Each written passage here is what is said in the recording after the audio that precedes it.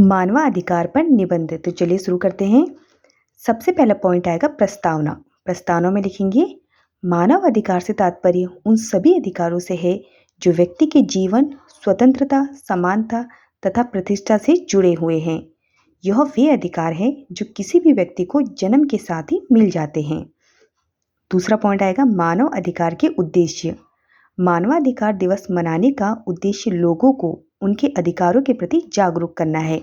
इसका मुख्य उद्देश्य है भेदभाव हटाना, समानता, शिक्षा तथा सम्मान का अधिकार दिलाना है, ताकि लोग अपने अधिकारों को जान सकें और उनका प्रयोग कर सकें। इस उद्देश्य की पूर्ति के लिए प्रत्येक वर्ष 10 दिसंबर को भारत में मानव अधिकार दिवस मनाया जाता है। तीसरा पॉइंट आएगा मानवाधिकार के प्रकार। मानव अधिकारों को दो व्यापक श्रेणियों में विभाजित किया गया है। ये नागरिक और राजनीतिक अधिकार हैं। इसमें सामाजिक अधिकार भी हैं, जिसमें आर्थिक और सांस्कृतिक अधिकार शामिल हैं। यहाँ हर व्यक्ति को दिए गए बुनियादी मानवाधिकारों पर विस्तृत जानकारी दी गई है। और इसमें सबसे पहला पॉइंट आएगा जीवन का अधिकार। पृथ्वी पर रहने वाले हर इंसान को जीवित रहने का अधिकार है। प्रत्येक व्यक्ति को किसी के द्वारा नहीं मारे जाने का अधिकार है और यह अधिकार कानून द्वारा संरक्षित है।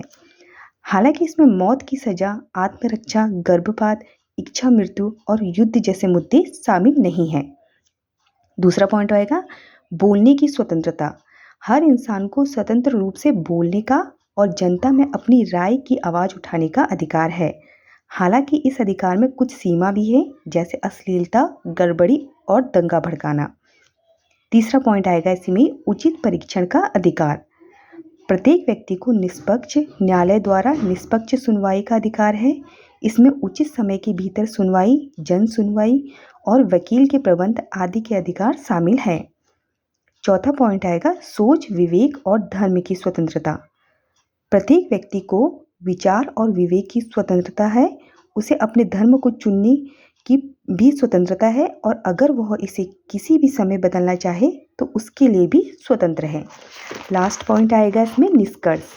निष्कर्ष में लिखेंगे मानवाधिकार व्यक्तियों को दिए गए मूल अधिकार हैं जो लगभग हर जगह समान है। प्रत्येक देश किसी व्यक्ति की जाति, पंथ, रंग, लिंग, संस्कृति और आर्थिक या सामाजिक स्थितियों को नज़रअंदाज कर इन अधिकारों को प्रदान करता है। हालांकि कभी कभी इनका व्यक्तियों, समूह या स्वयं राज्य द्वारा उल्लंघन किया जाता है। इसीलिए लोगों को मानवाधिकारों के किसी भी उल्लंघन के खिलाफ खुद आवाज़ उठाने की जरूरत है। धन्यवाद।